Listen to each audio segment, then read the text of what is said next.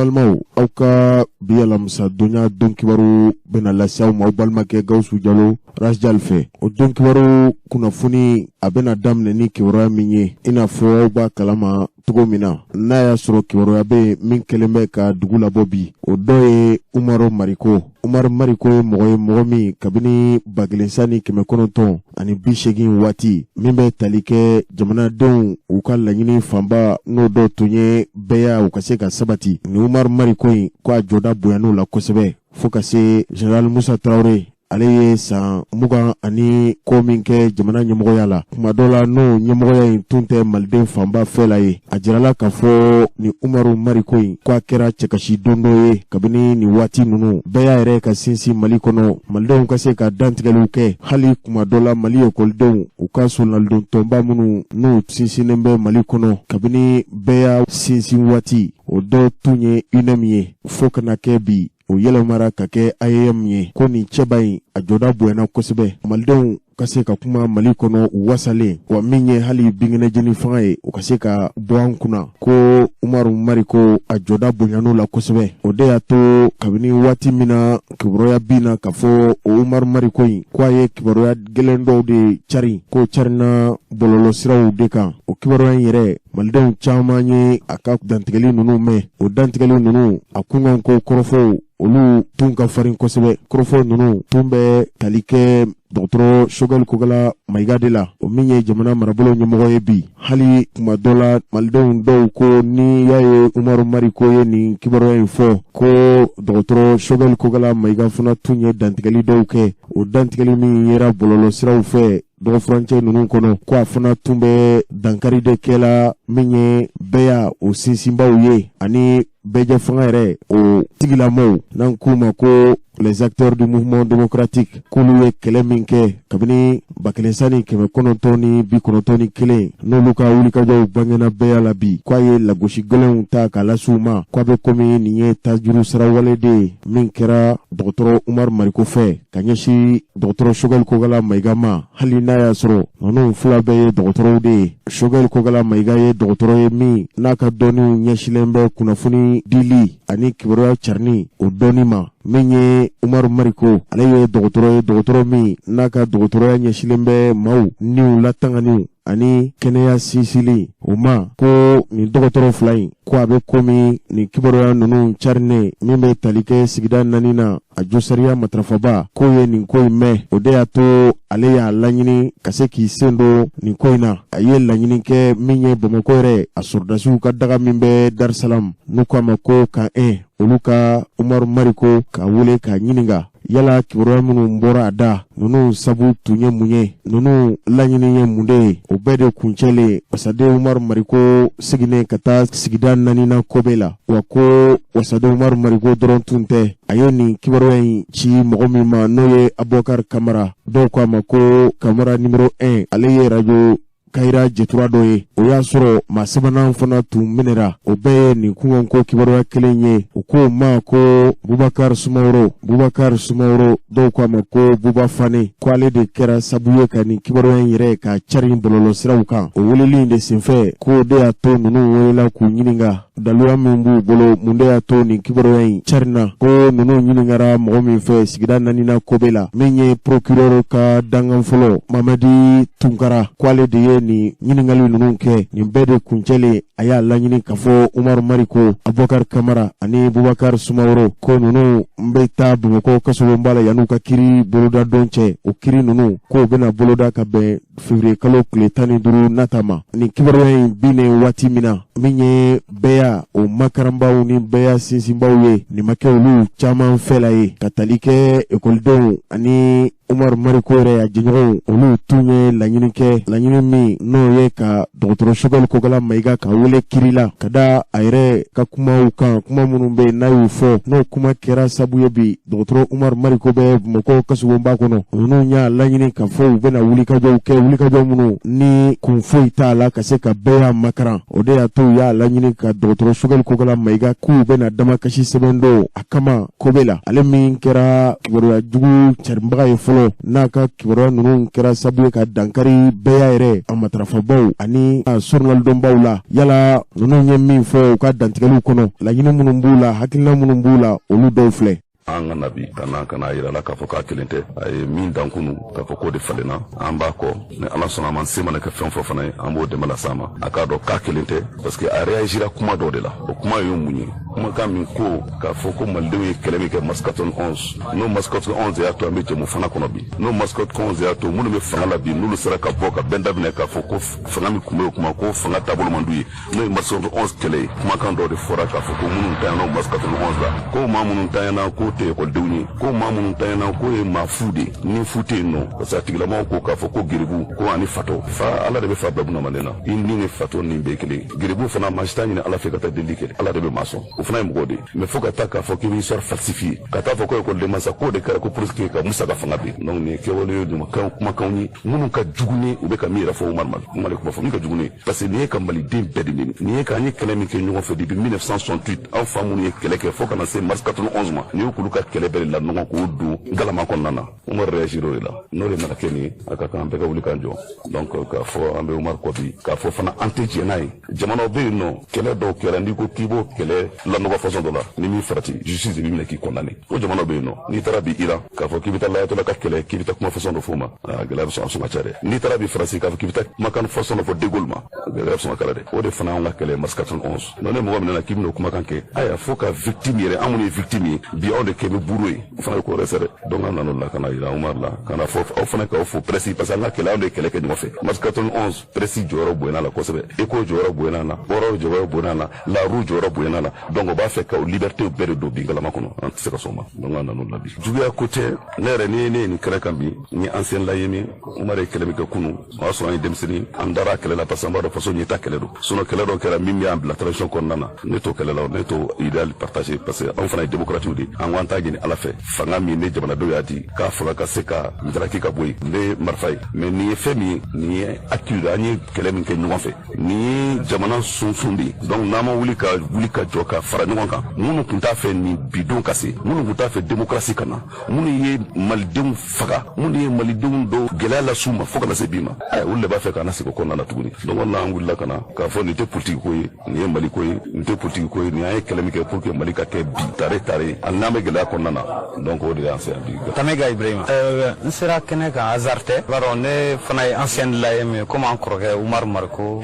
ancienne l'AM ale y'an ka tɔn yɛrɛ ɲɛma fɔlɔ ye kɔlɔlɔ min y'a sɔrɔ nin y'a tile damadɔ ye o de la an sera kɛnɛ kan an AM maakɔrɔw pour k'a fɔ Umar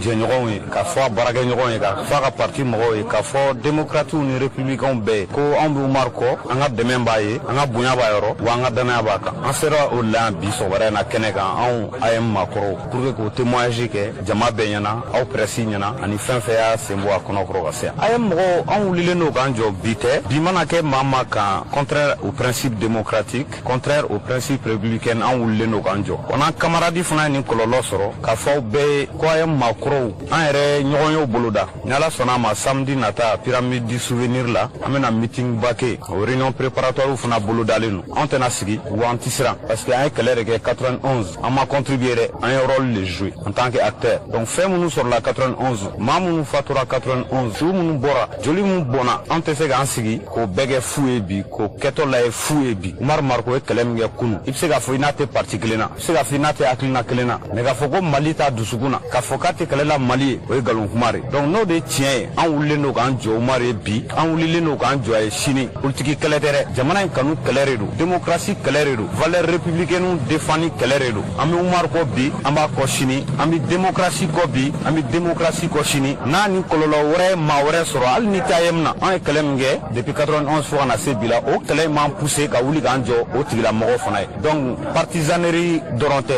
camaraderie dɔrɔn tɛ, valeur ko de don, valeur démocratique, valeur républicaine. Wa n b'o kɛlɛ la, wa n tɛ siran maa si ɲɛ k'o kɛlɛ dabila. Point de presse kɔfɛ an bɛna assemblée générale de kɛ, mais assemblée générale tɛ partisani dɔrɔn ta ye. Assemblée générale ye mɔgɔ mɔgɔ bɛ yen nɔ ko b'i yɛrɛ ye Umaru Mariko ka wuli ka jɔ la. N kan bɛ baarakɛlaw ka lafasali tɔn ma, ni n ko baarakɛlaw ka lafasali tɔn n bɛ syndicat fɔ, école karamɔgɔw ka syndicat,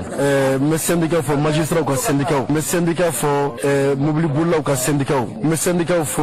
katakataniw ka syndicat. N kan bɛ jamakulu wɛrɛw minnu ma minnu kɛra kulu ye ni binkɛriw ka ni Umaru yer'u ka kɛlɛ kɔnɔ, minnu gɛnna ka b'u sigiyɔrɔ la, minnu ka foro minɛn'u la, minnu bɛ yen nɔ k'a fɔ ko u ka hakɛ dɔ ko dankarikɛla la, n'u ye Umaru Mariko ye n'u ye partisani ye u kɛrɛfɛ. N kan bɛ mɔgɔ wɛrɛw minnu ma minnu bɛ yen nɔ k'u wulila Umaru Mariko nɔfɛ, a kɛra u tun bɛ kulu kelen kɔnɔ o tɛ kulu kelen kɔnɔ, mais fɛn o fɛn ka wuli ka jɔ kɛra sababu ye ni mɔgɔw bɔra mars 11 ka Musa Tarawele ka jolibɔn fanga, Musa Tarawele ka fanga jugu jagoya fanga, yɛrɛ kelen masaya fanga k'a ɲɔnti ka bin walasa bɛɛ y'a bɛ se ka na ni danbe ka kɛra o histoire la bi, ni u bɛ fɛ ka bama yɛlɛma bi, o de bilalen don bɛɛ ma an ka ɲɔgɔn sɔrɔ parti sadi jabala la, a bɛ kɛ sadi siège da la, an bɛna ɲɔgɔn ye baara kɛ ɲɔgɔn ye min senfɛ, an bɛ kɛnɛ labɛn kɛlɛ min ni kɛlɛ bɛna boloda kɔnɔ, ni wulikajɔ bɛna boloda kɔnɔ, wulikajɔ jumɛn bɛ boloda kɔnɔ, kɛlɛ jumɛn bɛ boloda kɔnɔ, mars 11 kɛra miiriya min kama a kana lanɔgɔ, a miiriya ninnu ka se ka ladafa, an ka su ɲumanw minnu binna mars 11 an tɔɲɔgɔn minnu n'u banana ka se ka u jansa, lagosi min ni dɔgɔyalima min taara k'u sɛgɛrɛ ka se k'u lagosi do dɔgɔyalima k'o ta ka bɔ yen nɔ,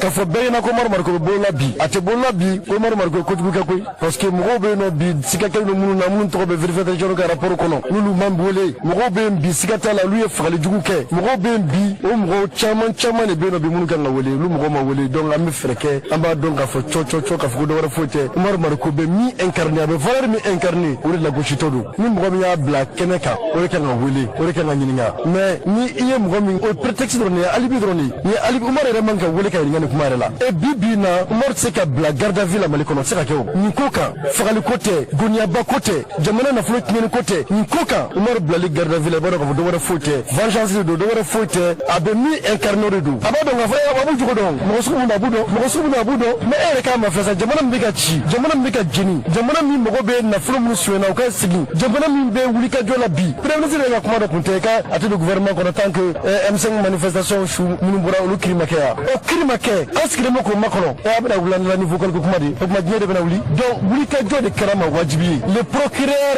a ni ministre de la justice de bɛ baara kɛ, ni ministre de la justice ka k'a jɔ a b'a jɔ, donc n'a y'a kɛ ka sɔrɔ ministre de la justice ka k'a jɔ a b'a jɔ, et si ce procureur la s'autosaisit sur ça, on va lui dire qu'il y a des dossiers plus urgents que cette affaire-là,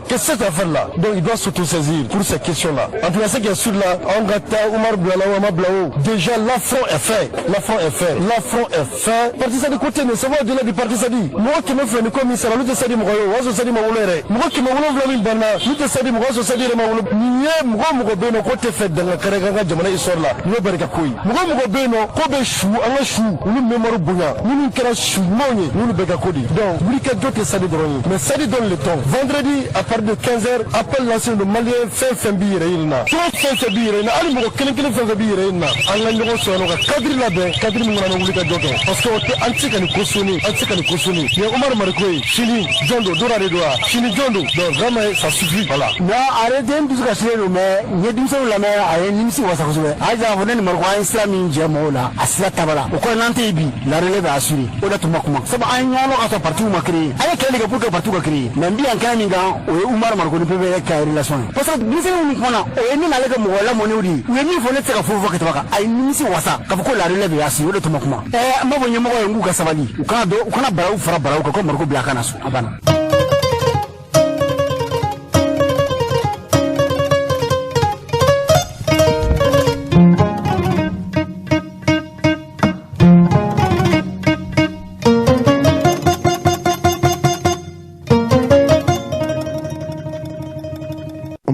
kunnafoni fasiri bonda so min be nu koma ko républicain ale ko Umar Mariko nomneli min kɛra ko nin kɛra sabu ye maa minnu tun ye u niw di jamana a ka se ka bɔ bingɛnɛ jeni fanga kɔnɔ ko yala nin tɛna kɛ sabu ye ninnu ka ɲɔgɔn ye wa o de y'a to maliden fanba bɛ ɲiningali la bi n'a y'a sɔrɔ nin tɛ tajuru sira wale de ye a ko min ye dɔgɔtɔrɔ Shogɛl Kogala Mayiga ale tun bɛ kulu min fɛ k'o ye Musa Tarawele fɛlamaw de ye olu minnu tun kale kan ka fɔ jamana fanga a tɛ tila o ni maa cɛ wa min ye bɛɛ y'a ye o ma daga malidenw ka se ka kuma u fɛlaw ka fɔ waati min ni degun barikaw bonyana ko ninnu bɛɛ tun kelen bɛ barakɔnɔfɛn de ye minnu ye nin daga jugu in wuli ka bɔ malidenw kan k'a bɛ komi o maa minnu y'o wulikajɔ kɛ Mali ye ko olu bɛ ka kɛ bolokɔfɛfɛnw de ye i n'a fɔ tajuru sara wale a bɛ fɔ fɛn min ma ko régime dictatorial ko nin b'a jira k'a fɔ o maaw olu de bɛ ka se sɔrɔ min ye démocratiw kan ko n'an man farati nin ye ko dɔ wulilen ye a bɛna laban min na yala o ye dɔgɔtɔrɔ Umaru Mariko dɔrɔn fɛla ko wa misali la ko maa dɔw yera nin kɛnɛ in kan i n'a fɔ Jigiba Keita n'u k'a ma ko PPR ale fana ye bɛɛ y'a fosiba jɔnjɔn dɔ ye nka bi parina tɔnden don o ko min ye hali parti sadi o min ni Umaru Mariko y'a ɲɛmɔgɔba ye bi k'olu y'a jira dantigɛli dɔw kɔnɔ k'a fɔ nin ko in kɛra a ma bɛn u ma wa u tɛna jɛn n'a ye wa ko u b'a kɔn fo ka s'a dan na u yɛrɛw ka solondonbaw ani jukɔrɔma tintinbaw k'u bɛna wuli kajɔ kɛ fo dɔgɔtɔrɔ Umaru Mariko ani Abubakar Kamara ni ninnu fila bɛɛ ye parti sadi tɔnden ye ko ni ye hali parti sadi yɛrɛ sigikun lajɛ maa minnu bɛ jamana in kɔnɔ ni bolokolonw don jigi t'u fɛ kumayɔrɔ t'u fɛ wa hali kuma dɔ la ninnu ka hakɛw ma dafa ko ninnu jigi sɛmɛyɔrɔ ye parti sadi de ye ko n'a y'a sɔrɔ bɛ kangaridakan b'u fɛ k'a fɔ Asimi Goita ye ko ye k'a fɔ nin fangalatɛmɛ fanga in nin waati min na jamanakuntigi Elhaji Ibrahim Boubacar Keita ka fanga paruna ni olu yɛrɛw ka ɲɛmɔgɔba dɔgɔtɔrɔ Umaru Mariko a kɛra o cɛba dɔ ye olu hakili la k'a fɔ fangalatɛmɛ fanga in bɛna kɛ malidenw ka lafiya kunbɔlen ye nka ko olu jigilatigɛlen ani dabali bannen de bɛ ka kɔlɔsili kɛ k'a fɔ nin tɛ olu ka laɲini fanga maracogo ye k'a fɔ nin fanga in bɛ ka maracogo min na o t'olu fɛla ye ko yala mɔgɔ bɛ se k'a fɔ bi ko danfara bɛ nin transition in a ɲɛmɔgɔw ni comité national pour la libération nationale maaw cɛ wa n'o ye binkɛnɛjeni fanga sinsinbaw ye ko hali min ye kiri o min n bɛ senna bi olu minnu ye parti sadi tɔndenw ye u ko o bɛɛ bɛ mara de kɔnɔ n'o ye jamana marabaw hakilina ye ni maa min tɛ u fɛ la fɔ walima maa min tɛ u sago kɛ o tigilamɔgɔ a bɛ n'a ɲini jɔsariya matarafabaw fɛ u ka t'o minɛ ka t'o denw bɛrɛ la kunnafonidila min ye nin fasiri o ye Agibu Sogodogo a ko kabini desanburu kalo tile 6 ko parti sadi tɔndenw tun ye jabasere kan di u dalakanw u sɛbɛn kumaw fɔ ko yala nin ko in a bɛna laban mun de ma ni min bɔr'o la don kibaru nata ninnu na aw bɛna kɛ o seere ye malidenw.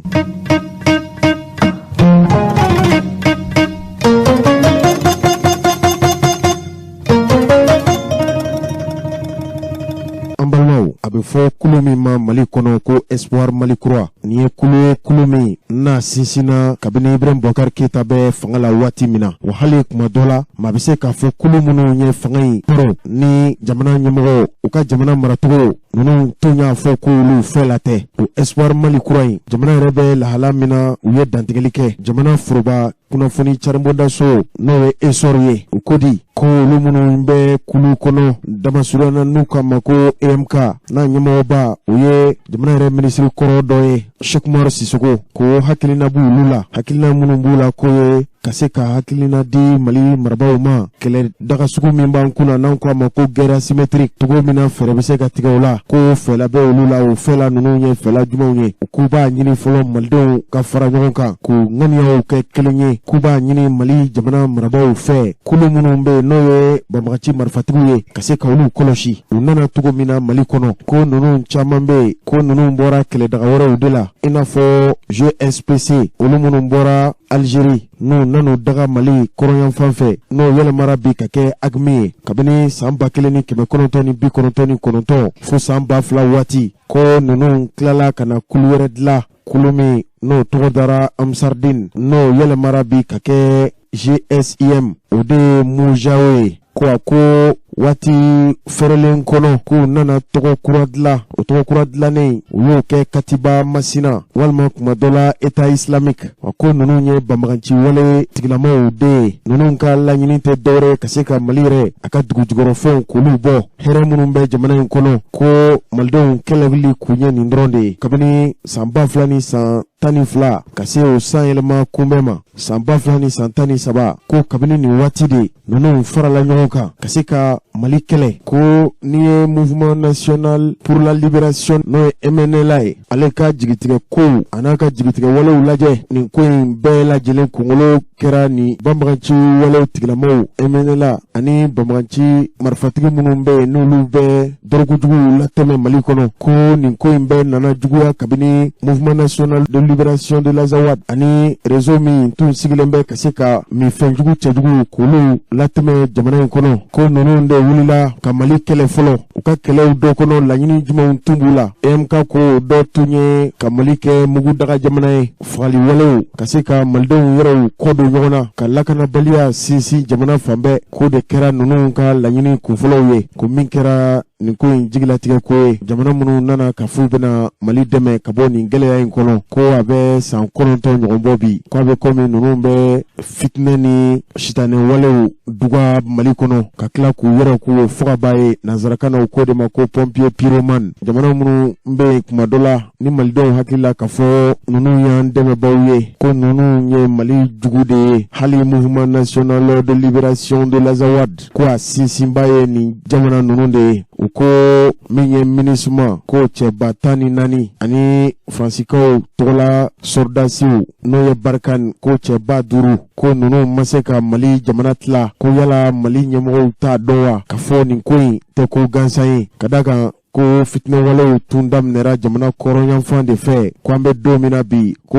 minnu bɛ yen ka fɔ olu ye jamana in lakanabaw ye an teri jamanaw ko ninnu kɛra sabu ye ka fitinɛ in sama ka na jamana cɛmancɛ yanfan yɛrɛ kɔnɔ wa min ye hali jamana worodugu yanfan ye min ye jamana tilebi yanfan ye ko an dɛmɛbaw olu de bɛ fɛɛrɛw tigɛ la ka se ka fitinɛ walew cari jamana fan bɛɛ ko nin ko in bɛɛ de kɔfɛ olu yɔrɔw ka kulu n'o ye Espoir Mali Kura EMK k'u b'a ɲini bɛɛ lajɛlen fɛ Mali kɔnɔ n'a y'a sɔrɔ jamanadenw bɛ se ka kɛ kelen ye bi ka kɛlɛ kɛ ko kɛlɛ in dɔ bɛ se ka kɛ fitinɛ dugali de ye mobilisons-nous tous contre la guerre wa min kɛra sabu ye fana ka Mali sigi a sen samaraw kɔnɔ k'o ye yurugurugu de ye jamana maracogo k'o sera yɛlɛma ye ko a bɛ san 50 ɲɔgɔn bɔ bi ko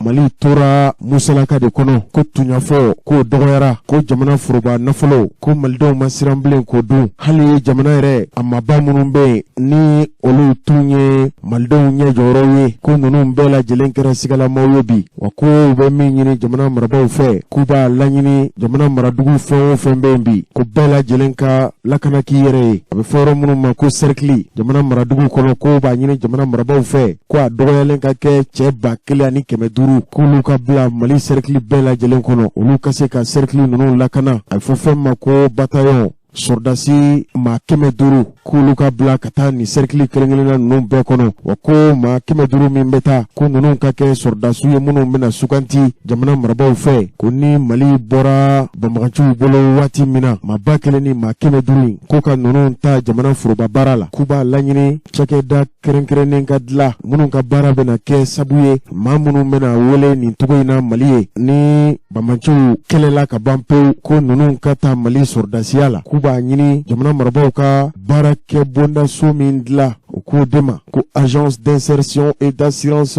vie créée ko n'o kɛra malidenw na wuli ka Mali kumabɔ ko ni nin kɛra bɛɛ k'olu dalen don a la ka fɔ Mali bɛna lafiya wa k'u bɛ tila k'a laɲini Mali jamana marabaw fɛ k'u ka bolonɔbila kɛ sɛbɛnna o ni jamanaw cɛ jamana minnu bɛ yen n'u bɛ sɔn ka nka min ye Mali souveraineté nationale k'o tɛ tila ni maa si fɛ ani maa si cɛ ni jamana min sɔnn'o ma k'o ka bolonɔbila in kɛ wa ko Mali kɛrɛfɛ jamanaw i n'a fɔ Algérie n'o bɛ dancɛ bɔ k'o ka kɛ Mali baaraɲɔgɔn jɔnjɔn dɔ ye sɔrdasiya sira fɛ ani banbaganciw kɛlɛli hali Mali sɔrdasiw ka taa u ka dɔnniyaw fanba ka t'o ɲini Algérie jamana kan k'u bɛ laɲini filanan min kɛ o ye ka fɔ bolodiɲɔgɔnma baaraw ka kɛ Mali ni Rusi jamana cɛ Rusi jamana min kɛra sabu ye ka Mali sɔrdasi jolenw caman k'olu lamɔ wa ko a siga tɛ maa si la bi duniya yɛrɛ kɔnɔ ni ye duniya kɛlɛ dagabaw ta k'a lajɛ Rusi jamana ye kɛlɛ jamanaba de ye ko an bɛ se ka baaraɲɔgɔnya kɛ ni Rusikaw ye hali n'a danna an ka sɔrdasiw labɛnni o dusukun lamini hali ka dan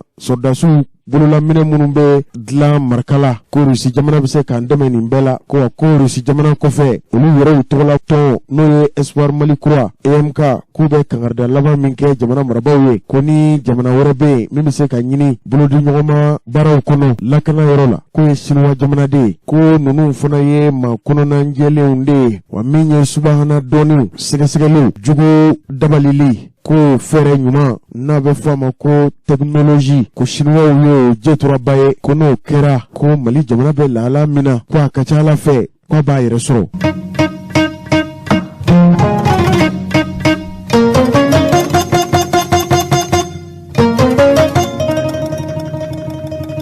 An balimaw Mali kɔnɔ yan ka tɔgɔ mɔgɔ la mɔgɔ min tɛ Modibo Sidibe dɔn. Modibo Sidibe kabini kunungo mangoto minnu fɔra la wa jɔyɔrɔ minnu dira ma faso kɔnɔ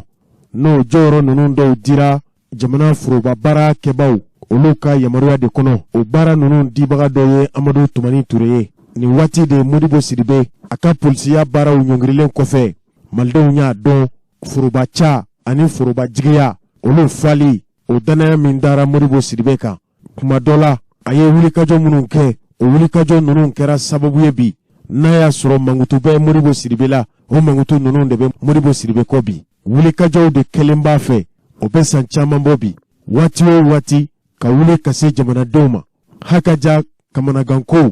maaw ka laɲiniw ani ale yɛrɛ ka laɲini fanga min n'a b'a ɲini o fanga in n'a y'a sɔrɔ don min na a bɛ ka dantigɛli minnu kɛ bi yala a bɛna baara kɛ ten wa bamananw ko ten ko maa tɛ malo f'i ka kuma nka nin bɛɛ tɛmɛnen kɔfɛ parti politique min bɛ jamana in kɔnɔ n'u k'a ma ko faranga wuli o parti politique tɔn olu ka ɲɛmaa don wa minnu hakili b'a la kabini waati min na Bengenejeni fanga kɔni kun cɛra san 1991 Modibo Sidibe a kɛra directeur de cabinet jamana ka ministre min ka baara ɲɛsilen tun don sokɔnɔ lakana ma n'an ko a ma ministre délégué à la sécurité intérieure a kɛra ka directeur de cabinet wa o bɛɛ kɔfɛ min ye Amadu Tumani Ture o fana nana danaya d'a kan ka k'a ka directeur de cabinet u ye baara kɛ kulu kɔnɔ kulu min n'u ko a ma ko comité de transition pour le salut du peuple CTSP nin kɛra Bengenejeni fanga dugujɛ waati min na bɛɛ nana hali Alpha Umaru Konare ye fanga ta waati min na kalata fɔlɔ min kɛra san kelen bɛɛ kɔfɛ avril kalo san 1993 Modibo Sidibe nana suganti Alpha Umaru Konare a n'a ka fanga baarabaw fɛ ka kɛ kɛnɛya minisiri ye o Modibo Sidibe kelen o de nana suganti tuguni san 4 o kɔfɛ 1997 Mali ni jamana wɛrɛ ka koɲɛw olu ɲɛnabɔli minisiri a kɛra ministre des affaires étrangères et de la coopération internationale ye Alpha Umaru Konare ka yamaruya kɔnɔ nin kun cɛlen waati min na Amadu Tumani Ture ale fana nana fanga sɔrɔ san 2000 ni san 2 min ye jamanakuntigi yɛrɛ ka baara yɔrɔ ye a ye maa min ta k'o ɲɛmɔgɔya d'a ma n'an ko a ma ko secrétaire général à la présidence de la République san 2000 ni san 2 o kɛra ni Modibo Sidibe in de ye fo ka kɛ o san 2000 ni san 7 a nana suganti ka kɛ jamana yɛrɛ marabolo ɲɛmɔgɔba ye a kɛra premier ministre ye Mali kɔnɔ munna bi dɔnkibaru kɛnɛ kan an y'a laɲini ka nin dɔw fɔ nin ma sɔrɔ dɔwɛrɛ fɛ ka da Modibo Sidibe yɛrɛ a jogo a n'a ka jamana maracogo o lahalaw ninnu dɔw kan maa min don a ka kuma man ca ni fɛn bɛ fɔ Modibo la o dɔ ye sabali ye o Modibo Sidibe sibiri tɛmɛnen n'o bɛnna décembre kalo tile 4 ma Bamako sigida 6nan marabolo min bɛ yen n'u k'a ma ko Banangabugu o Banangabugu in a dugu sigibaw y'a laɲini ka fɔ u ni Modibo Sidibe ka hakili falen kɛ jamana bɛ lahala min na bi Mali yɛrɛ a bɛ daku min na yala lakanabaliya min bɛ yen bi gɛlɛya min bɛ jamana kɔnɔ ka se Mali l'école ko ma ka se hali diinɛmɔgɔw ka ko ma sigida 6nan yɛrɛ a alabato yɔrɔw da donna nin bɛɛ la ka ɲɛfɔ nin kɛnɛ in kan wa ka da dɔkibaru lamɛnbaaw tulo kan ka fɔ Modibo Sidibe nin taama ninnu minnu bɛ k'a fɛ a kɔni ye danaya de d'anw kan n'a bɛ taa yɔrɔ o yɔrɔ a y'a kanu radio Benkouma anw ka dɔkibaru in k'o k'a fɛn la fɔ yɔrɔ ye i n'a fɔ a dayɛlɛnnen bɛ maliden bɛɛ ye cogo min na dantigɛli minnu kɛra nin kɛnɛ in kan hali n'a y'a sɔrɔ nin kɛra jamaba de ɲɛna nka diinɛ ɲɛmɔgɔ minnu tun bɛ yen sigida 6nan kɔnɔ Banangabugu la sibiri tɛmɛnen o fanga tun ka bon kosɛbɛ fo kuma dɔ la dɔw y'a jira k'a fɔ Modibo Sidibé ka fanga sɔrɔli ayi ko nin bɛ waati ko de kɔnɔ ko hali ni ye Modibo Sidibé sigicogo ye golokiba jɛman ka ɲɛsin kɔrɔ ma ko maa bɛ se ka bisigiya ka fɔ ni kalataw kɛra nin sen ko malidenw n'u ka danaya ka da Modibo Sidibé kan nin kɛra Banangabugu sigibaw ka kɔrɔfɔ ye nka cogoya min na aw bɛ se ka faamu kɛ bi dɔnkibaru kɛnɛ kan u yɛrɛw ye kuma minnu fɔ musolakaw kelen in kɔnɔ o kɔrɔfɔ ninnu dɔw filɛ. Modibo kanubaga bɛɛ lajɛlen aw ni wula i b'a fɔ ko kuma fɔra cogo min na vraiment an ye jama ye an kontaan na an y'a dɔn k'a fɔ k'an tɛ kolankolon na communiste kɔnɔna na yan Modibo ko tɛ kolankolon ye communiste mɔgɔw bolo. Ni association 50 ɲɔgɔn président de communiste kɔnɔ yan an b'aw bɛɛ lajɛlen fo o kɔ tɛmɛnen kɔ Modibo Sidibé cikan bɛ n bolo ka lasi ma communiste mɔgɔw ko a cɛ ni muso denmisɛn ni maakɔrɔba dugutigi ni alimami ko k'u ka foli f'u ye Modibo Sidibé musow ko k'i ni ce Modibo Sidibé k'i ye baara minnu kɛ jamana kɔnɔ i ni ce i yɛrɛ ye Modibo Sidibé min ye hɔrɔn ye n'a b'a yɛrɛ dɔn o Modibo Sidibé de ko don Modibo Sidibé danbetigi Modibo e de ko don Modibo Sidibé musow ko k'i ni ce anw ka amo ko la Modibo Sidibé ala ni amo sababu la an faw n'an baw bɛ furakɛ burusi kɔnɔna na problème t'a la o sababu ɲuman bɔra e Modibo Sidibé de la Modibo Sidibé musow ko k'i ni ce CESCOM walankatala Mali fantan 4 bɛɛ la waati dɔw la muso kɔnɔmaw tun bɛ sa u tɛ dɔgɔtɔrɔso sɔrɔ ko ala ni aw sababu e n'i ka président Amadu Tumani Ture o banna Modibo Sidibé anw bɛ ala fo ka barikada Mali kɔnɔ ala min ye e Modibo Sidibé di anw ma e Modibo Sidibé min ka sɔrɔ i ma kɛ Mali président ye k'i to président ka ci la i y'i seko kɛ Mali kɔnɔ CEDEAO kɔnɔna na anw maliyɛnw an bɛ se ka voyager n'an ka carte d'identité ye ka taa CEDEAO jamana bɛɛ lajɛlen na Modibo Sidibé mɔgɔkɔrɔbaw ko k'a f'i ye k'i ni ce ala ni e Modibo Sidibé sababu ko n'olu taara baarakɛyɔrɔ la olu bɛ bonya ka place d'u ma carte de priorité sababu la Modibo Sidibé ala ni e sababu sira caman dilanna Mali kɔnɔ i n'i ka président Amadu an bɛ ala deli ala ka ɲina ATT la Modibo k'an y'an jigi fa yɔrɔ sɔrɔ aw la Modibo ko baara fɛn fɛn kalifala e ma jamana in kɔnɔ i ye caman k'a la hali n'a sɔrɔ a tɔ ka ca denmisɛnninw ko k'i ni ce i ka promotion de l'emploi de jeune na Modibo Sidibé an ma ɲina Modibo Sidibé e ni ce i ni Amadu Tumani k'aw to ɲɔgɔn fɛ i ka initiation caman baden na barrage caman dira an ma Mali kɔnɔ ala ni e Modibo Sidibé sababu Modibo Sidibé 3e ponko kɛra an bɛɛ lajɛlen ɲɛna ya o ye ala ni e Modibo Sidibé sababu banko fɔ mɔgɔw bɛ lafiyara Modibo Sidibé i ni ce i yɛrɛ ye n'an ko k'an b'a fɔ an tɛ ba e Modibo ka ɲumanw fɔli la dɛ Modibo Sidibé halisa anw bɛ fɔ an tɛ ba i ka ɲuman sababu foli la parce que ala ni aw sababu fantanw y'u tɔgɔladu sɔrɔ Mali kɔnɔ fantanw bɔra luwanse la ala ni logement sociaux ko sababu la Modibo Sidibé an tɛ ba i ka ɲuman fɔli la dɛ initiative yiri ala ni e Modibo Sidibé sababu an bɛ balo ni an yɛrɛ ka jamana sɛnɛkɛ malo ye Modibo Sidibé e min tilennen don e min ko k'i bɛ danaya de fɛ i nana Mali kɔnɔ premier ministre la i ye bureau de vérificateur sigi ko jamana zon ka woloma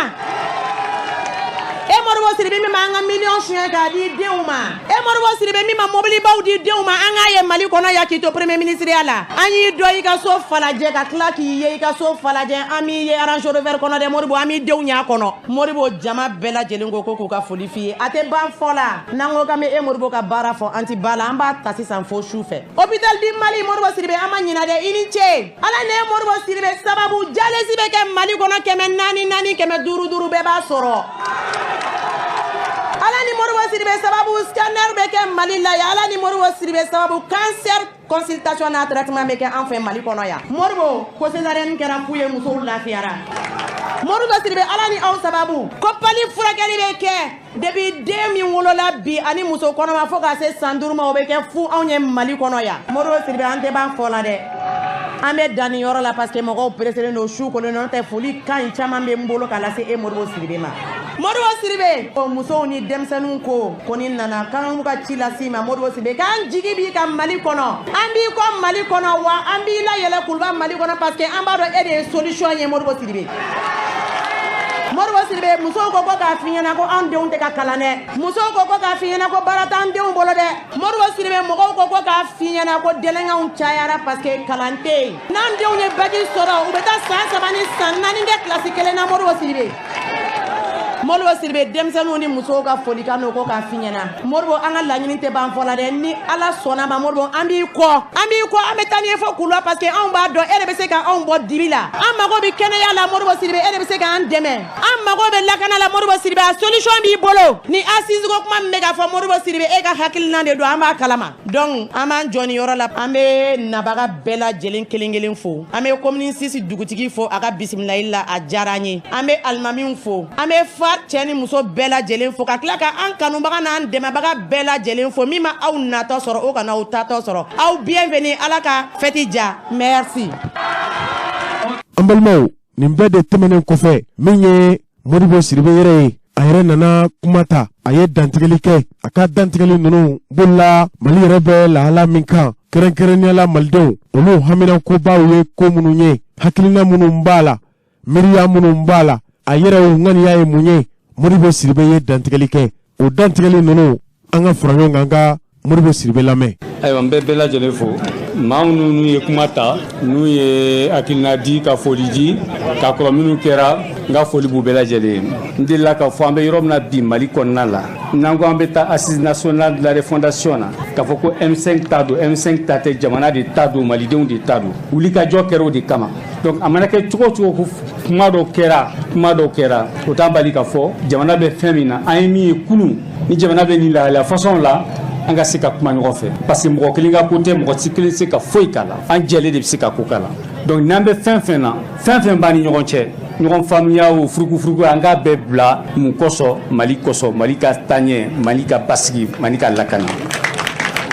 o de y'a to an bɛɛ ka taa k'an hakilina fɔ a ko nin kan Mali ka ɲɛ ta kan ni Mali ka sigi an ka bɛn ko de la n'an ma bɛn ko la jamana bɔtɔ nin dingɛ kɔnɔ a bɛ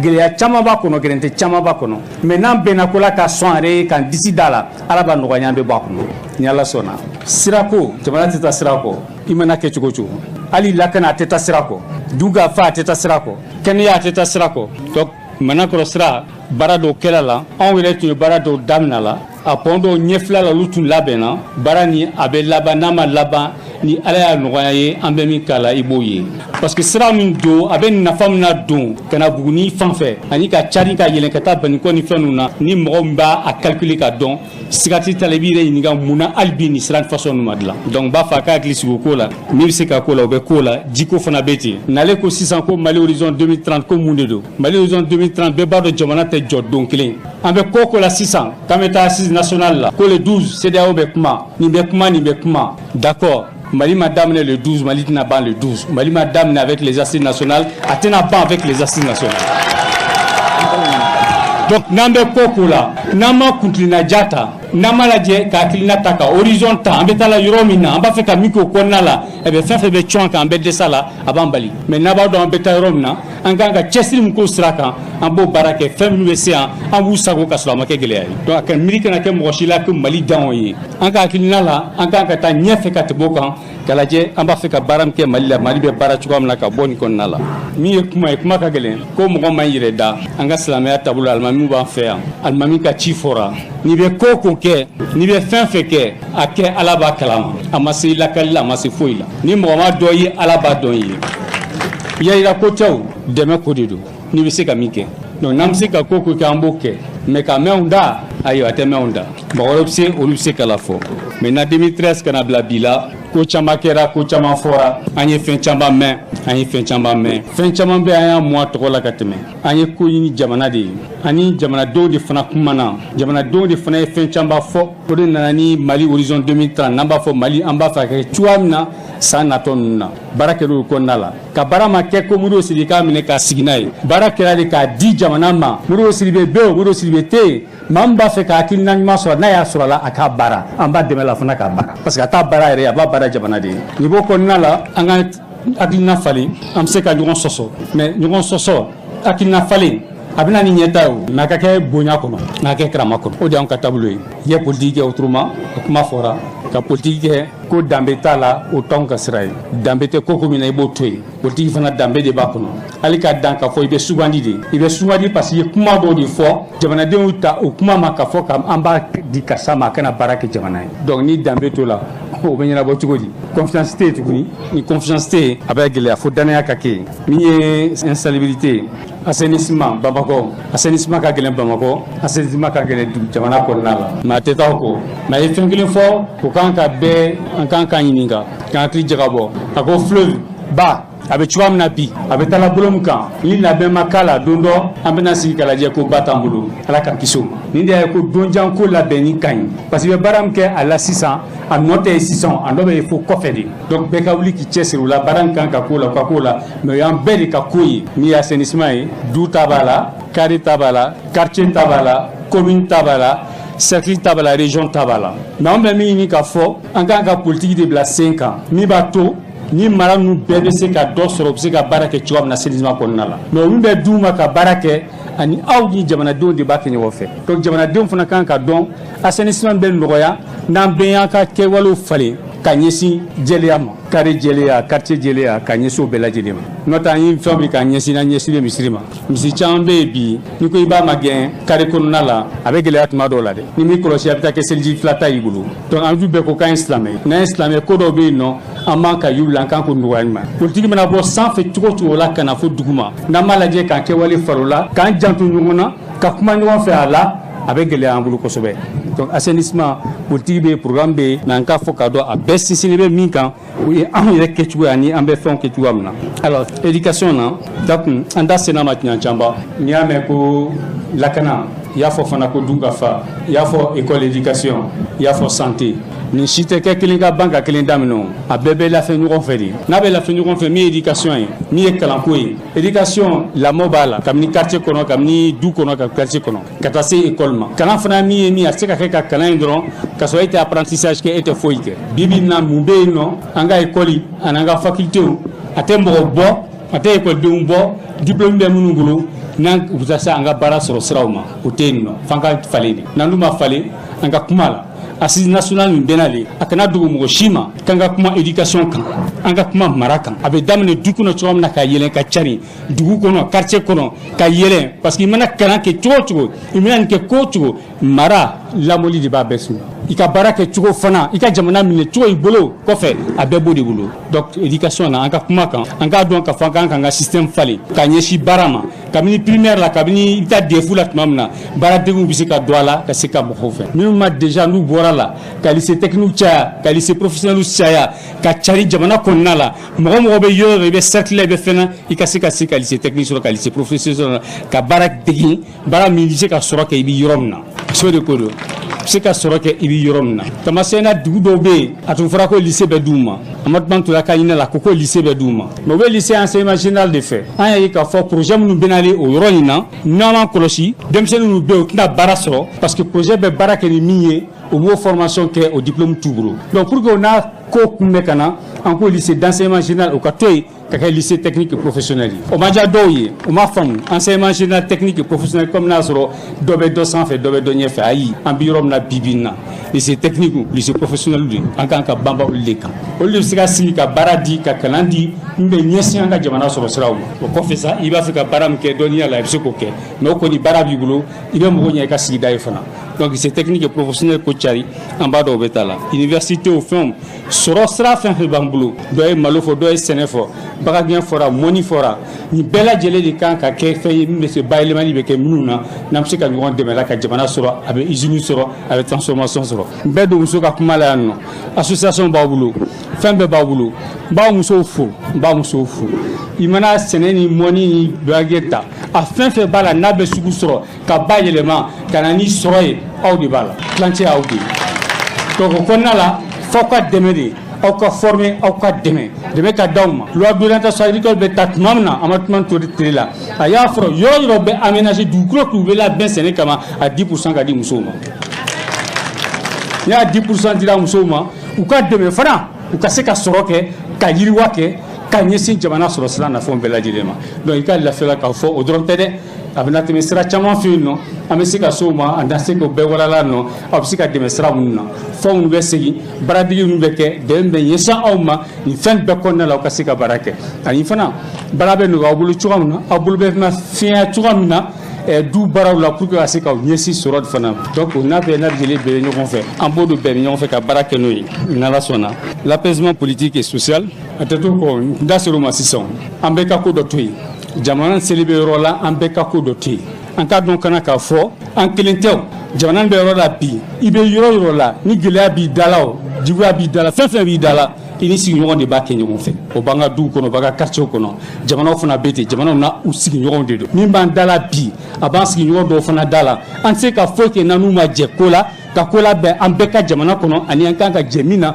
k'o sigi sen kan o de bɛ se ka to an bɛ se ka taa k'a fɔ gɛlɛyaba minnu b'an da la an bɛ se ka disi da la parce que an lajɛlen don an jamana bɛɛ labɛnnen don k'a ɲɛsin an ma an bɛ se ka sɔrɔ sira t'a la ka sira sɔrɔ la donc o lafɛn la politique sira fɛ o a kɛra fɛn fɛn o an bɛɛ k'a dɔn k'a fɔ an kan ka fɛn dɔ bila ne ko e tɛ fɛn bila jamana ye o tuma jamana ye jɔn ta ye bɛɛ ko an ka fara ɲɔgɔn kan bɛɛ ko Mali ye munna bɛn tɛ kɛ munna bɛn tɛ kɛ bɛɛ ko Mali bɛɛ ko an ka kɛ Mali ye bɛɛ ko an ka to Mali ye munna bɛn tɛ kɛ donc an kɔni kuma na politigimɔgɔw bɛ ɲɔgɔn kuma ɲɔgɔnya la mais an ka dɔn k'a fɔ assise nationale de la refondation a tɛ dan ko politigimɔgɔw de bɛ taa yen citoyen bɛɛ lajɛlen de ka taa yen maa minnu n'u jɛlen don n'u bɛ jɛkulu la n'u bɛ feerew la n'u bɛ suguw la n'u bɛ fɛn fɛn na u da kan don kuma la parce que jamana jɔ a tɛ t'u kɔ u kan k'u ka taa fɔ a la donc an bɛɛ ka dɔn k'a fɔ an ka fara ɲɔgɔn kan o fana bɛ ko la bɛɛ lajɛlen nɔgɔya an ka taa kuma jamana kan jamana bi a n'a jamana sini kan l'insécurité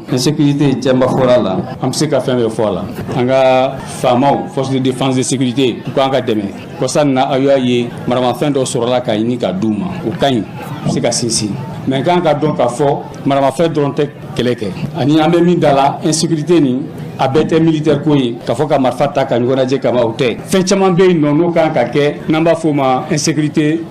comment ça s'appelle humaine o y'a jumɛnw ye o ye éducation ko ye o ye kalan ko ye o ye baara ko ye o ye dunkafa ko ye donc n'i bɛ a kɛlɛ cogo cogo ni marifa ye f'i ka nin baara ninnu de k'a kɔrɔ o de b'a to a bɛ sinsin ka taa fɛ o de b'a to fana mɔgɔ wɛrɛ tɛna ka don an b'a fɔ minnu ma ko terroriste cɛla ka se ka basi ni fɛnw se jamana ma donc a kɛlɛli n'a fɛɛrɛ n'a fɛnw bɛ yen an tɛ se ka don bɛɛ la bi mais an ka dɔn k'a fɔ a tɛ fɔ an si kɔ an bɛɛ bɛ wuli ka jɔ a la de an jɔyɔrɔ la bɛɛ bɛ wuli k'i jɔ ka ko faamu a la mais o kɔrɔ ye k'a fɔ minnu bɛ politique la fana k'an ka kow ɲɛnabɔ n'olu bɛ jamana b'olu bolo u kan ka fɛɛrɛ min tigɛ ka fɛɛrɛ ladɔnniya jamanaden bɛɛ ye jamanaden bɛɛ k'i ta t'a la k'a décider la ɲɔgɔn fɛ o bɛna to an bɛ se ka a kɛlɛ ka ban an da la.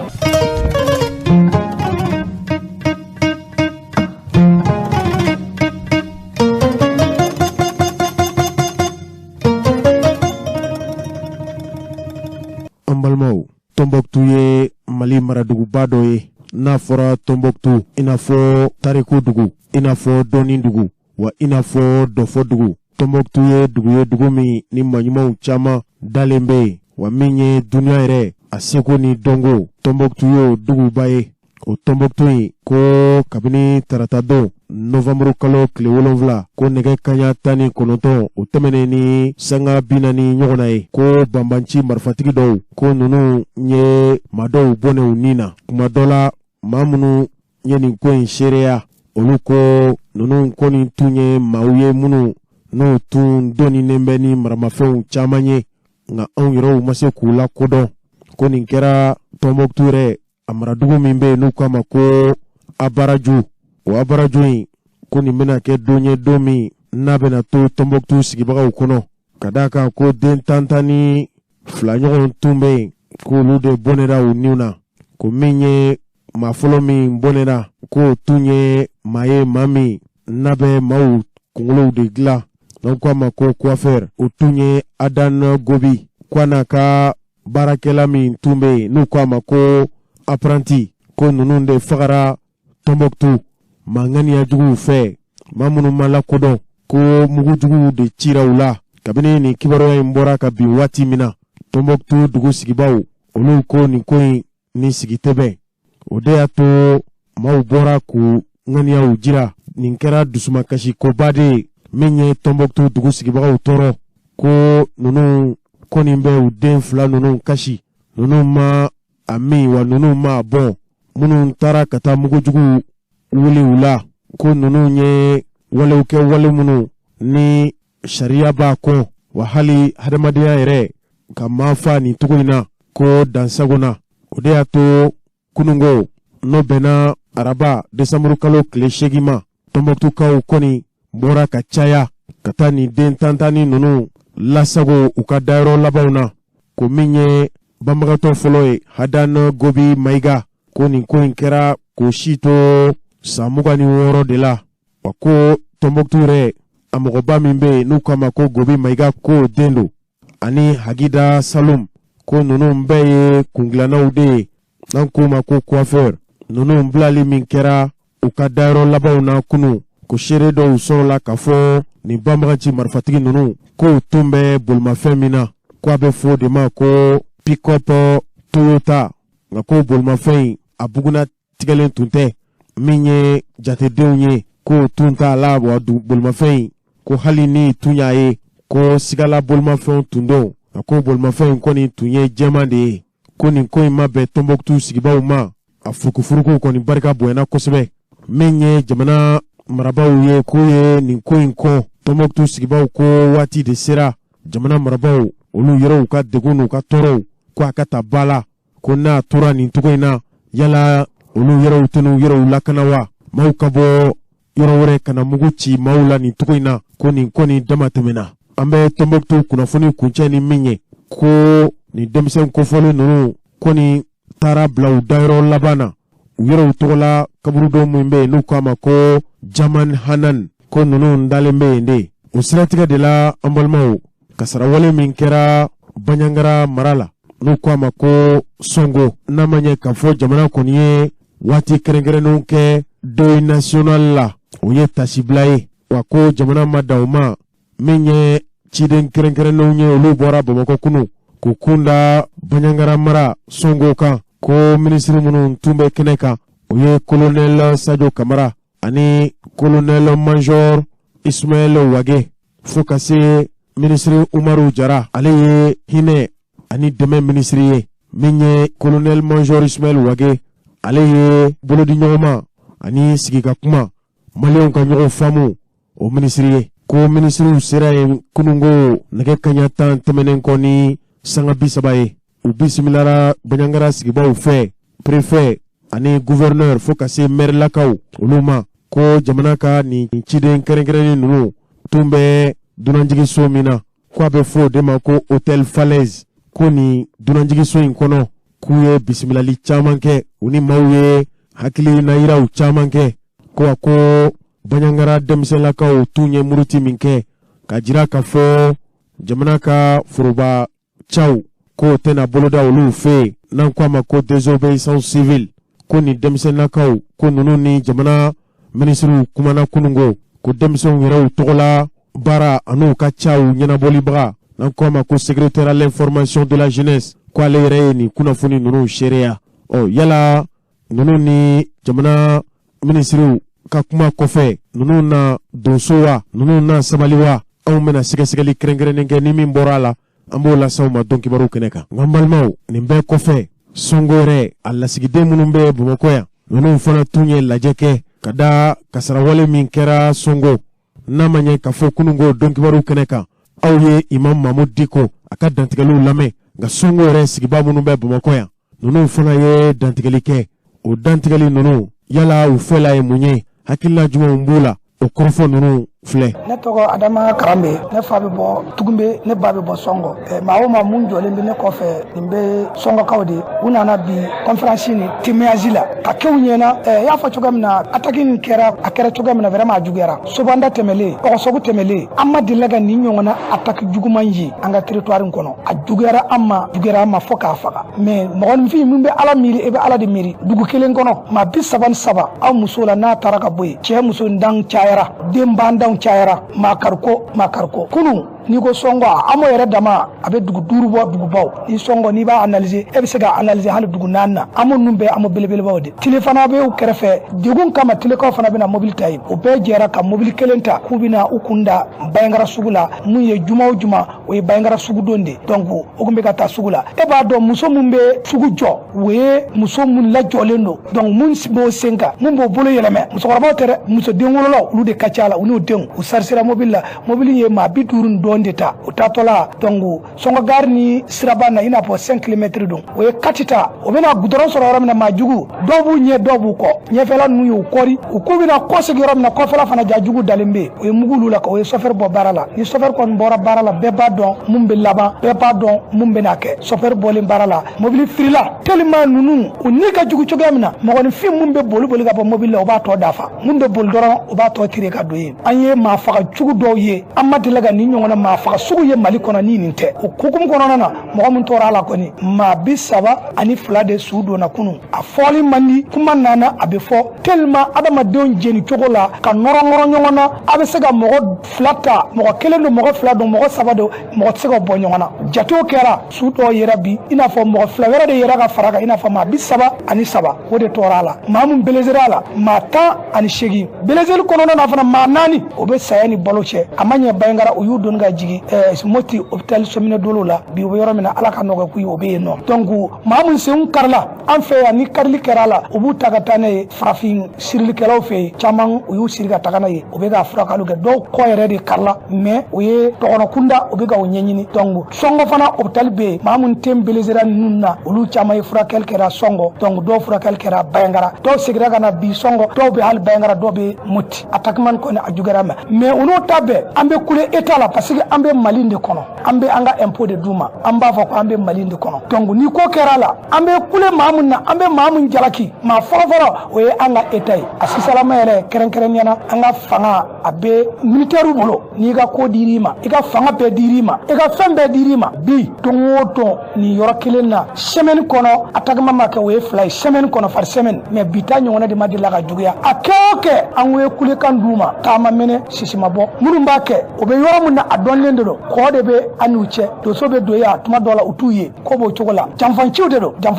donc wala tuma be angon be kule etala aka andeme anga nyowandeme ni ay bolodi ke anga doso la kawma bi an feya kamelen be kera doso yi folo ni bita bamana dugula doso be kondami an be kera doso yi kada mun ka gelean kama mais amade me baga soro donc afora ko avion sana afora ya bon singa bon kunka attaquement semaine kelen kono attaquement saba armée matuga to nununka amo bombarte ama foy kula ayanda bariba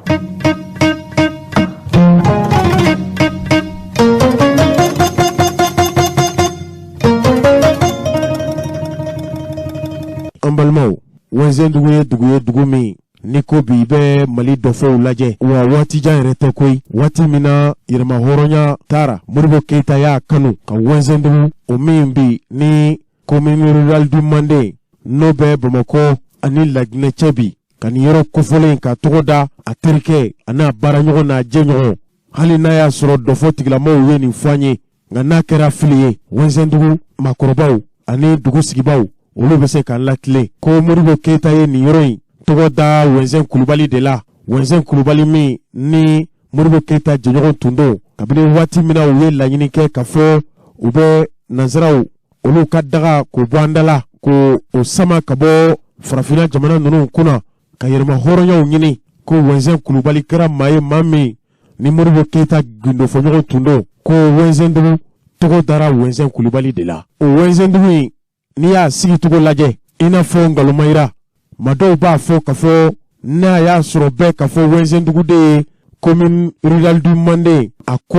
nyeu membe talike asimen gafe ko hali kuma dola asharia ko alakana ko nunu mbela jelembe wenzen dugu de ko muna wenzen dugu siraba flamimbe commune rural du Mandé achelatige membe ta bangmanao membe ta hali sibi ko munde ya to amake ni sirada nunu kerefe sigi bagaye hali na ya soro barosigi keren nembina ke onfe donc maru nata nun kono wenzen dugu resigi togo ko nyefo awye muna kana jigila be wenzen dugu ni sirabache ni mbe ko komi ni makoro bena nyefo anyi o wenzen dugu ayirala kafo afuruba kene munumbe no kwa mako place publique mesiri place demson ko kulenge yoro dolanchi keneu don natawla hali josaria tiglamo ni kiri matrafopaw oluka keneu botokero Mahamadou Dine ani chrétien Dine o tiglamo bela jele ko keneba nunu mblalembe don natawla nunu ndenye ngako mado wulilembe bi mamunumbe kada ujoro kan kada uyero ka chefariya kan ko ninnu ye dabaliw tigɛ ka jira k'a fɔ wɛnsɛndugu foroba kɛnɛw k'u bɛ taa daraki. Nin ko in bɛ senna bi a bɛ san caman bɔ ko ninnu de wulilen bɛ bi o ni maa dɔw bɛ janfa la ka nin foroba dugukolo ninnu daraki. Wa nin ko in ma daminɛ bi koyi min bɛ tali kɛ hali wɛnsɛndugu dugutigi ka taa se a mɛrilakaw ma ninnu bɛɛ lajɛlen da delila ka don nin kibaruya in na. Fangalataga tɛ fangalataga ye, kiiri tɛ kiiri ye. Hali waati min na aw bɛ ka dɔn kibaru in lamɛn a dara an tulo kan sisan ko kununko dɔrɔn wɛnsɛndugu duguden dɔw bɛ yen ninnu ka baara bɛnnen tɛ foyi ma jama nɔfɛ kɛlɛ jama ka hakɛ k'o tanga ko ninnu welela kununko Bamakɔ sɔrdasiw tɔgɔla daga min bɛ Dar Salam n'an ko a ma ko kan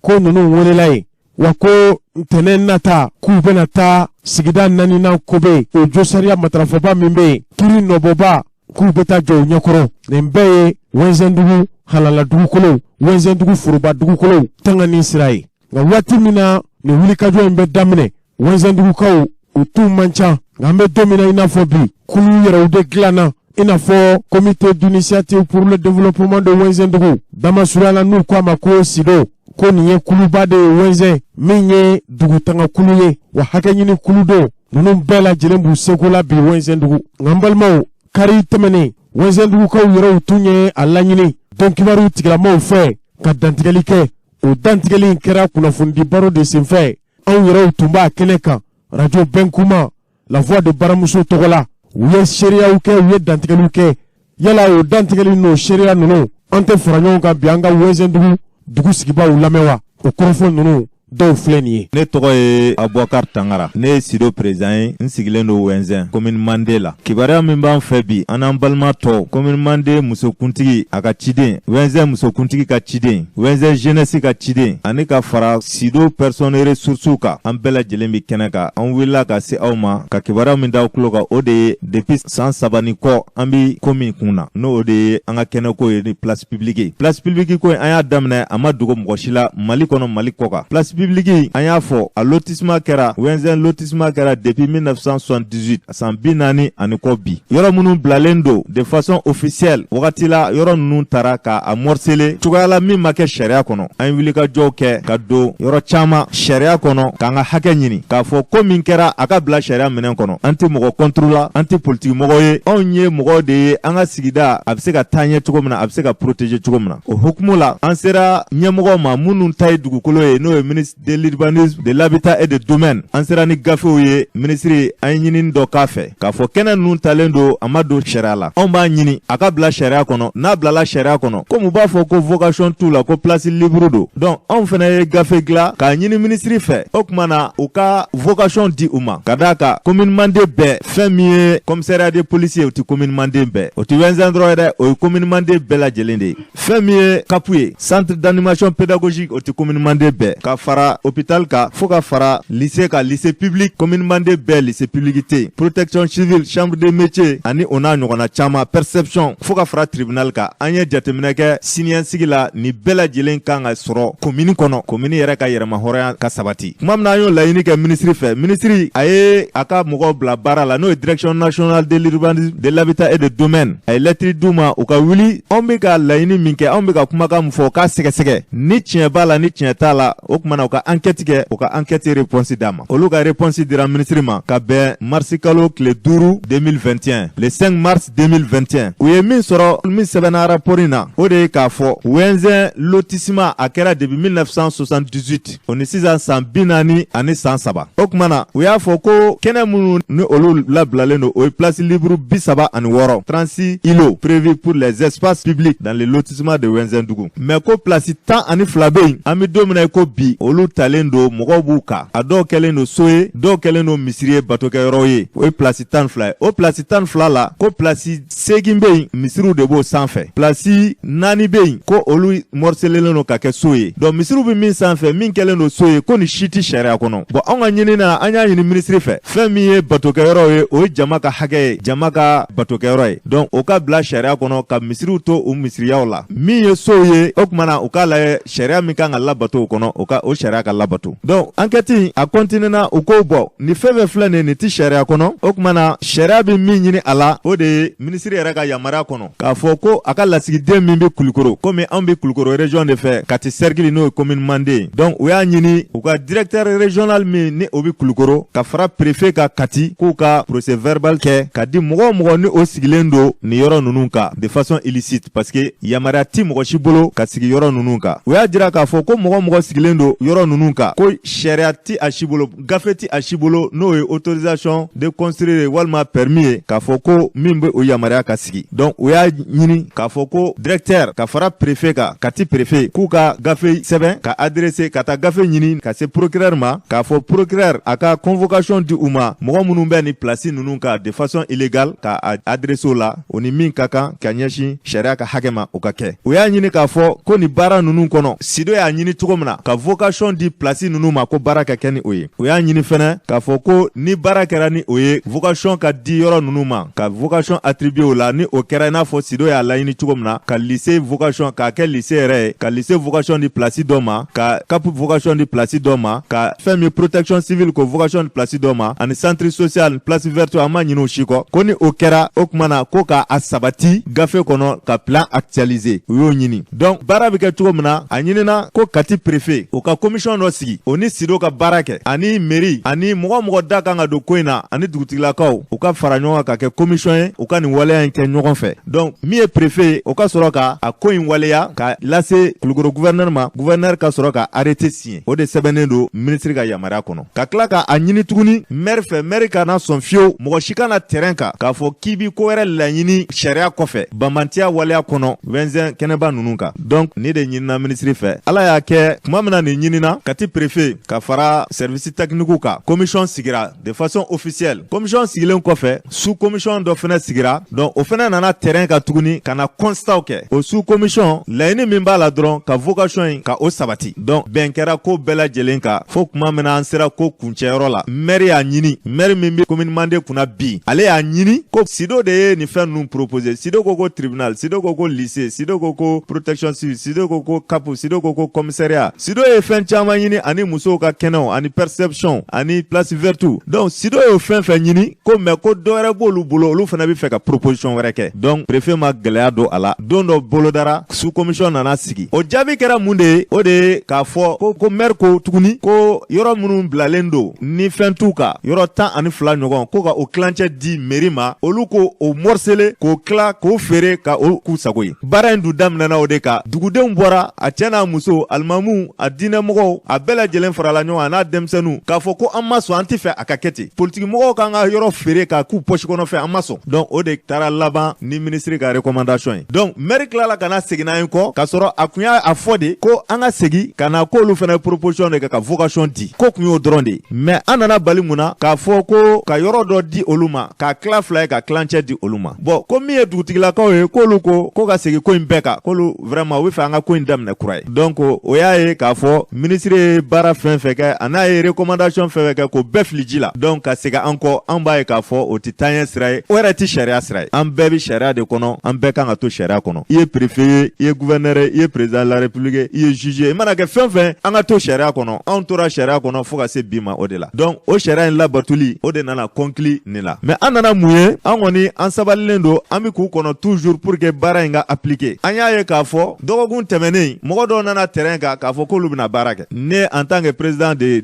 Sido comité d'initiative pour le développement de Wenzɛdugu n welela tuma min na n welela dugukɔnɔmɔgɔw fɛ n k'u o k'u jɔ n bɛ maire wele n'a sɔrɔ a b'a kalama n ye monsieur le maire wele président autorité intérimaire de do bi mais an b'a wele maire sinon autorité intérimaire de do élection ma kɛ k'a sigi a nommena de. Donc n y'a wele n ko karisa i bɛ nin ko in kalama wa k'a fɔ ko dɔw bɛ terrain kan u bɛ fɛ ka baara kɛ espace public a ma dogo mɔgɔ si la jamana in kɔnɔ a ko ale t'a kalama n ko bon n'i t'a kalama i tɛ mɔgɔ bila ka taa u ka taa ko in ɲɛɲini mun de bɛ yen a ko bon vraiment ni bɛ se ka mɔgɔ bila ka na mairie la ale yɛrɛ bɛ mɔgɔ da u kan u ka taa terrain kan ne ye n ka jeune dɔw wele o taara mairie la o tuma na a ye mɔgɔ da u kan u taara terrain kan an bɛ bali mun na tile fila o kɔfɛ u y'olu wele ka convocation di o ma ka jeunesse ko o président fana wele k'u bɛ convocation di o ma n y'a mɛn ko convocation dɔ ko o labɛnnen don ne yɛrɛ mais ne ma convocation ye fɔlɔ mais an kɔni bɛ min fɔ an bɛ ka nin point de presse in kɛ ka diɲɛ maa ladɔnniya Mali kɔnɔ Mali kɔ kan kɛrɛnkɛrɛnnenya la an ka autorité minnu bɛ bi ka daminɛ président de la république la la n'o ye chef de l'État n'o ye Assimi Goïta ye a n'a ka premier ministre Choguel fo ka se gouverneur ma fo ka se préfet ma fo ka se maire yɛrɛ ma fo ka se dugutigi ma an bɛ min fɔ jamana in bɛ yɔrɔ min na bi jamana in mago tɛ bɛnbaliya la jamana in mago tɛ jamana in mago min na an ka kɛ kelen fɛn min ye an ka hami ye jamana hami ye bi o de sécurité donc ni ko ninnu an ka bɔ nin kɔnɔ anw tɛ se k'a faamuya ko min daminɛna depuis i bɛ ka tile la ni o ma ɲɛ sɔrɔ i bɛ ka tile la o bɛna ɲɛ sɔrɔ Assimi tile de la n'o kɛra o ye kabako ye dɛ mɔgɔ minnu bɛ bi k'a daminɛ juge la k'a daminɛ a ministre la k'a daminɛ directeur la ni an m'an disi gosi n'u ye ni an kɛ mɛ ka espoir nourri ni u ye k'a fɔ olu tile la ko nin ko in ko nin bɛna latigɛ an tɛ se ka sɔn ma dɛ an b'a fɔ anw ye citoyen ye an ye patriote ye an bɛ sariya kɔ an bɛ sariya bonya mais kana bi an kan an sigida la fɛn min tɛ sariya kɔnɔ k'a fɔ k'i b'o imposer vraiment an ma sɔn an bɛ min ɲini o de k'a fɔ autorité bɛɛ vraiment bɛɛ ka wuli k'i jɔ nin ko in na a tɔ tora dɔrɔn ka appliquer wa application o bi préfet de ka niveau la bi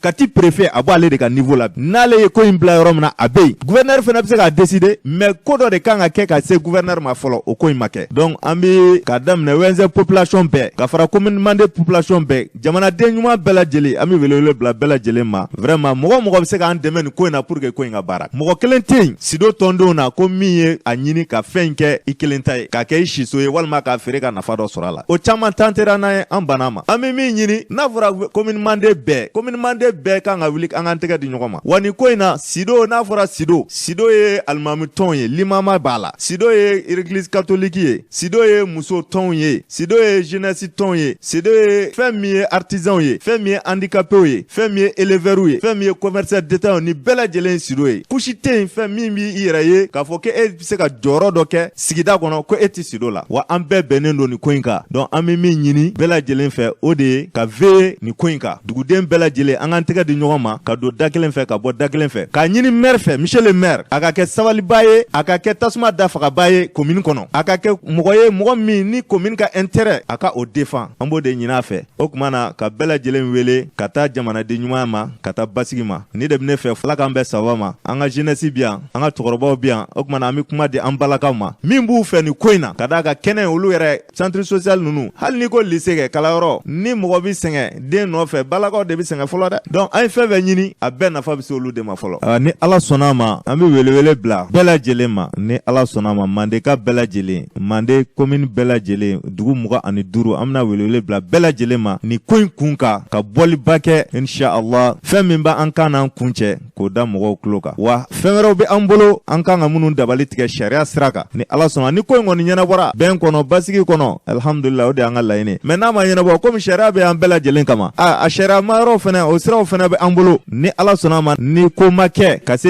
sinikɛnɛ ma an fɛnɛ bɛ wuli an kan ka se yɔrɔ min na an bɛ se ni dossier ye ni Ala sɔnna a ma o tuma na o de ye welewelekan ye ka fɔ an bɛɛ ka to kɔlɔsili la ni mɔgɔ o mɔgɔ n'i ye fɛn ye yɔrɔ la o tuma na i kan kibaruya an fɛnɛ kan ka ko in lase yɔrɔ min na an b'a lase Ala k'an bɛɛ sababu ma. Jose nin tun ye Abubakar Tangara sido président nka mɔgɔ caman tun bɛ nin kɛnɛ in kan i n'a fɔ denmisɛnninlakaw ka ɲɛmɔgɔ ale ye dantigɛli kɛ musow ka ciden kɛrɛnkɛrɛnnen ale ye laseli kɛ Wɛnzɛndugu musow bɛɛ lajɛlen tɔgɔ la ani cɛkɔrɔbaw u y'a jira k'a fɔ ko min bɛ senna nin ye n'o ye Wɛnzɛndugu a foroba kɛnɛbaw ye n'an k'a ma ko espace public ko o min bɛ fɛ ka daraki ka bɔ Wɛnzɛnkaw bolo maa dɔw fɛ minnu bɛ yen tuma dɔw la Wɛnzɛn sigibagaw yɛrɛ tɛ u y'a jira k'a fɔ nin ko in a tɛ bɛn u ma Abubakar Tangara tɛmɛnen kɔfɛ an ye ɲininkali k'u fana la o kɔrɔfɔ ninnu filɛ nka a bɛ daminɛ ni denmisɛnw ye. Ne ye Alu Badara Jalo ye Wɛnzɛndugu bureau de jeune ne y'o secrétaire administratif ye bi an kɛlen don ka na président nɔ labila yan nɔ a bɛ tagama concours na donc nana ka na ale nɔ labila nin kɛnɛ in kan yan nɔ nka n bɛ fɛ bɛɛ k'a dɔn k'a fɔ nin ko in na bureau dɔrɔn tɛ Wɛnzɛndugu jeunesse bɛɛ lajɛlen de bɛ hakilina kelen na nin ko in na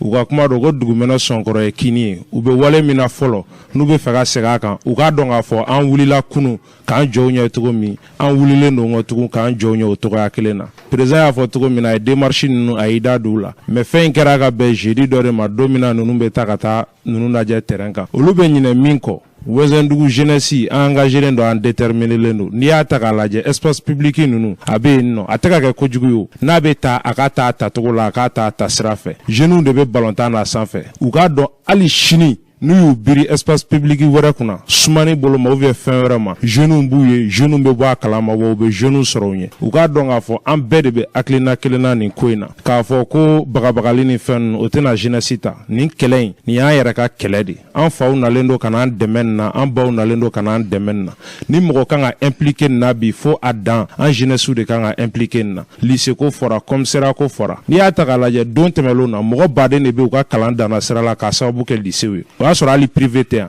ni bi hakilina sɔrɔla k'a fɔ ko ka lycée public dayɛlɛ yan nɔ bɛɛ lajɛlen bɛ min profiter ne bolo o bɛ contribuer dugu ka développement la parce que dɔw bɛ yen nɔ u bɛ chance sɔrɔ o la ka kalan kɛ i bɛ taa sɔrɔ passe tɛ dɔ bolo ka taa sɛbɛnni kɔrɔ ka taa yɔrɔ la i bɛ taa sɔrɔ wari tɛ dɔ bolo ka taa tenue san lycée privé na ou bien k'a condition rempli mais ni lycée public bɛ o bɛ kow nɔgɔya u ye commissariat ko minnu fɔ o bɛ na ni lakana de ye brigade b'an fɛ yan nɔ bi c'est vrai mais n'i y'a ta k'a lajɛ brigade in tɛ ka se ka hali Wɛzɛndugu dɔrɔn sécuriser donc il faut que ninnu structure ninnu de ka caya ka taa se kapu n'a ɲɔgɔnna ninnu ma pour que baara bɛ se ka ɲɛ cogoya min na commune développement an jeunes fɛla dɔ bi an jeunes fɛla dɔ sini an wulilen don k'an jɔ an ye nin kɛlɛ in kɛ k'a sɔrɔ an ma don bureau de jeunes kɔnɔna la bon an donnen min filɛ bureau de jeunes kɔnɔna la o bɛ légitimité de d'an ma hali bi k'an engager nin kɛlɛ in na n'a b'u kɔnɔ ko n'i kɛra bureau de jeunes ɲɛmɔgɔ de k'i ni dugutigi de da bɛ file kelen na ko e de bɛ taa ka taa initiative di an ka nin terrain feere an ka nin terrain feere o t'an fɛla ko ye an nakun ye dugu développement ye an ye baara caman kɛ dugu in kɔnɔ en tant que jeune k'a sɔrɔ dugutigiw ma impliqué a la u ma foyi a baara réalisateur u bɛ kunnafoni u k'a dɔn k'a fɔ an gulonnen tɛ mɔgɔ la bi an gulonnen tɛ mɔgɔ la an bɛ hakilina fɛn fɛn ta a bɛ kɛ entre nous jeunes an bɛ hakilina fɛn fɛn ta a bɛ taa développement sira de fɛ a bɛ taa dugu ka yiriwa sira de fɛ wa n'i y'an donnen ko o ko la c'est que dugu ka bɛn de b'a la nin hakilina min talen filɛ place publique ko kɛlɛ in ka wuli fɛn fɛn ye banbagaci ye dugukolo ko baara ninnu na k'u kɛlɛ a bɛ taa dugu ka yiriwa de fɛ o de la an jeunes sen b'a la bi an jeunes sen b'a la sini président Galabu tɔgɔya la Wɛzɛndugu bureau de jeunes bɛɛ lajɛlen tɔgɔya la Wɛzɛndugu jeunesse bɛɛ lajɛlen tɔgɔya la an wulilen don k'an jɔ u k'o dɔn bi an pɛrɛnnen don a ko bɛ se yɔrɔ o yɔrɔ an pɛrɛnnen don pour que ka se ka se yen nɔ donc ka wele bila u ma maires ma dugutigiw ma dugutigi ka conseillers ma u k'a dɔn k'a fɔ an filɛ nin cogo min na bi an bɛ ka taa sira min kan sira ɲuman tɛ dugu in ma don tɛmɛra mɔgɔw bɛ yen nɔ olu kunkolo tun tɛ se ka sigi kɛnɛ kelen kan ko duguko kuma nka alhamdulilayi efforts kɛra dɔw ye jisuma k'u koliji la o sera ka kɛ mɔgɔw sera ka ɲɔgɔn sɔrɔ ka sigi kɛnɛ kelen kan ka kuma ɲɔgɔn ye dugu ko la vraiment pour que dugu bɛ se ka taga ɲɛ donc an tun bɛ étape fɔlɔ min na togo fɔlɔ min na il faut que an k'an bolo di ɲɔgɔn ma ka sɔn ko dɔw ma ka dugu ka yiriwa lajɛ ka se ka bɔ o togo ninnu na an tun bɛ togo min na n'an ko k'an bɛ segin o la bi dugu ma hɛrɛ tɛ o de tun ye ne fɛla ye Wɛzɛndugu jeunesse bɛɛ lajɛlen tɔgɔya la ka bɔ kuma kɔnɔ Alu Badara Jalo Wɛzɛndugu bureau de jeunes secrétaire administratif ne ye madame Dumbuya Nakamisa Fofana ne ye musow ka présidente ka ciden de ye an bɛ kɛnɛko kuma min na nin an bɛ na a mɛnna kabini hali sido ma sigi depuis tangara ma se wɛnsɛn yan an bɛ place publique na an b'a kɛlɛ la an b'a la bi Beresi t'a jɛ san 15 la bi ni bi tangara ma se wɛnsɛn yan ni place ninnu bilal'u yɛrɛ ni place ninnu bɛɛ ka to u ka bila ye baara kan ka kɛ mun na sariya kɔnɔ baara ka k'olu la an ka fiɲɛ sɔrɔ hɛrɛ ani fɛn bɛɛ la n'o tɛ an datugunen don fan bɛɛ place publique tila kelen bɛɛ jɔlen don baarakɛyɔrɔw tɛ an bolo denmisɛnninw ka hali balontan kɛnɛ t'u bolo fo kɛnɛba kelen pe donc an bɛ min ɲini faamaw fɛ Asimi a ka baarakɛɲɔgɔn tɔ bɛɛ u kɛ wɛnsɛnkaw dɛmɛ ni kungo na kungo nin ye Manden bɛɛ de ye ni wɛnsɛn ɲana Manden tɔ bɛɛ bɛ ɲa Manden dugu bɛɛ bɛ ɲa parce que place de bɛ anw fɛ yan wɛnsɛn n'a fɔra ko place fɛn fɛn b'an fɛ yan wɛnsɛn k'o bɛɛ jɔ ka kɛ u yɛrɛ sago ye a ma kɛ jamana sago ye a ma kɛ dugudenw sago ye fo mɔgɔ damadamani sago dɔrɔn an fɛnɛ musolakaw ko k'anw tɛ jɛn n'o ye anw ka denmisɛnninw ka siniɲɛsigi don anw yɛrɛ musow ka siniɲɛsigi don n'a kɛra ekɔliso ye an ka nafa b'a la n'a kɛra dɔgɔtɔrɔso ye an ka nafa b'a la a mana kɛ kɛnɛ o kɛnɛ